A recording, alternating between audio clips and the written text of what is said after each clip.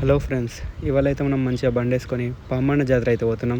అది ఎక్కడ అనుకుంటుండ్రా? వికారాబాద్ డిస్టిక్లో ఉంటుంది, అంటే మా ఊరు పక్కనే. ఫైనల్లీ మనం జాతర వద్దకు అయితే రీచ్ అయినాం. ఇప్పుడైతే బైక్ ఇక్కడ పార్క్ చేసి ఇక్కడ నుంచి నడుచుకుంటూ పైకి వెళ్ళాలి. అందుకే మనం పాదయాత్ర అయితే స్టార్ట్ చేసాం.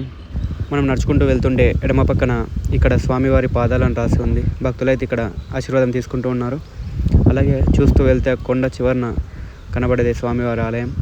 ఈ కోనేట్లో స్నానమాచరించి భక్తులందరూ అయితే లైన్లో నిల్చున్నారు. క్రౌడ్ అయితే చాలా ఉంది. మనం ఇట్లా లైన్లో అయితే నిల్చున్నాం. చూద్దాం. భక్తుల రద్దీని చూసి దర్శనానికి చాలా టైం పడుతుంది అనుకున్నా, కానీ తొందరగానే అవ్వబోతుంది.